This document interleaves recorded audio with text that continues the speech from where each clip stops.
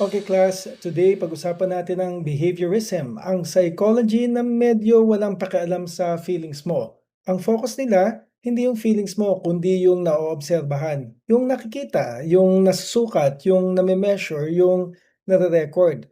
Sabi nila, kung hindi ko makikita, hindi na natin yan pag-uusapan.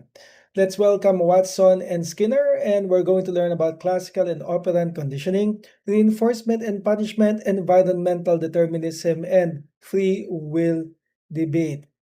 So, ito ang pag-uusapan natin dito yung, inoobserbahan. So, kung umiiyak ka hindi mo na 'yan, "Why are you sad?" Ang tanong, ano ang stimulus na nagpaiyak sa'yo? So, medyo strict 'no, parang prof na hindi tumatanggap ng excuse mula sa estudyante. Pero dahil dito, naging scientific talaga ang psychology. So ngayon tignan natin ang mga early 1900s na psychologists. So, na nasa field ng psychology.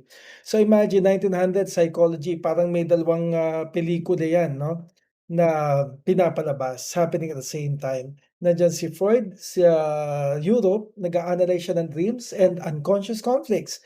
And si Pavlov naman nandun sa kanyang laboratory, pinag-aaralan ng mga aso tsaka yung salivation, habang si Watson sabi niya, "Mag-focus lang tayo, dun sa naoobserbahan, hindi yung mga nai-imagine lang."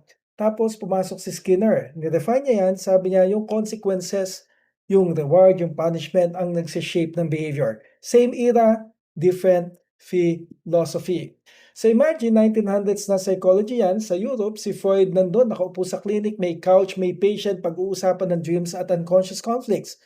Pero doon naman sa Russia at sa Amerika, si Pavlov at si Watson naman nasa laboratory. May aso, may bell, may stopwatch. Si Freud nagtatanong, "What is happening inside your mind?" Si Watson naman, "I don't care about the mind, show me the behavior." Magkasabay sila sa panahon pero magkaibang direction ang psychology. So think about it. Freud was exploring hidden motives and Watson was measuring salivation.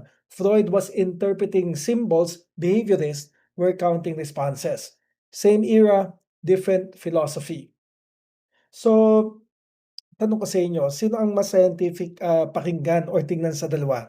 Yung nandun ba sa couch o yung merong lab coat?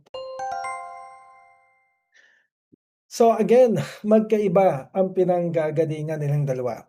Let me now introduce to you behaviorism, which focuses on observable behavior. So ibig sabihin, ang tinitingnan dito, yung mga behavior mo ay natutunan mo yan. So again, natutunan mo ang behavior mo. So, hindi ito yung mag-a-analyze ka, titignan mo ang sarili mo, hindi. Dito ang ini-emphasize yung environment na kinalakhan mo over your mind. So ngayon, ang tanong ko sa inyo, ilan sa habits ninyo ngayon ang natutunan lang? Ano yung mga habits na natutunan mo dahil sa iyong environment? Let's look at this from the historical context. So, nung early 1900s, ang psychology was very introspective. Puro feelings, puro anong nararamdaman mo. Pero may mga psychologists na nagsabi, hindi scientific yan. Kailangan measurable. So, lipat sila ngayon sa behavior. Something that you can see, something that you can record. Halimbawa, instead of asking, kinakabahan ka ba? Kukunin ko na lang ang heart rate mo kasi yung, heart rate mo mame-measure ko yan, mare-record ko yan, 'no? Malalaman ko kung ilan ang beats per minute niyan. Pero yung, anxious, ano ba yung anxious na yan? So mas objective, mas laboratory based, kaya dito nagsimula ang pagiging strict ng behaviorism. Huwag natin pag-usapan yang mga kung ano-anong nasa loob mo, gusto ko kung ano yan, yung naobserbahan, kung ano ang name-measure. So, si John Watson ang considered to be the father of behaviorism. Sabi niya, "Bigyan mo ko ng isang, bata tapos ishe-shape ko 'yan para maging, on time, para maging late." Grabe 'no, ishe-shape daw niya yung ugali ng bata. Grabe confidence nitong si John Watson, parang career coach 'no, ito gagawin mo, 'yan gagawin mo." Ang point niya, ang behavior ng tao nashi-shape ng environment, hindi nung inner traits mo. Halimbawa kayo, pinalaki ka sa bahay na may disiplina at may reward system, ibang behavior mo, 'di ba? So, si John Watson ang nagsagawa ng Little Albert Experiment. At dito pinakita niya na yung ginagalawan natin na lugar, yan ang nagshe-shape ng ating behavior. May kinatatakutan ba kayo? Naku, natutunan mo yan. Meron ka bang kinatutuwaan? Naku, natutunan mo rin yan. So again, John Watson, the father of behaviorism, sabi niya, environment is the architect. Tingnan natin ang Little Albert experiment nitong si John Watson. Doon kasi sa Little Albert experiment, classic example yan. Merong white rat, okay lang si Albert doon sa white rat. Yun yung tinatawag natin na neutral stimulus. So si Albert, baby Albert 'no, pinakitaan ng, daga 'no, pinakitaan siya ng, daga. Okey lang, dagang kosta 'no, okey lang siya, neutral na stimulus yan, eh. Kaya ang ginawa nila, habang, nakikita ni little Albert yung, daga, bigla silang nag-ingay, pong! Pinukpok ng hammer yung bakal. Eh, di nagulat ngayon itong si, little Albert. So kumbaga si little Albert na dati neutral ang tingin niya sa white rat, ang tingin niya ngayon kapag may white rat, merong malakas na tunog at lagi yung pinagpapares.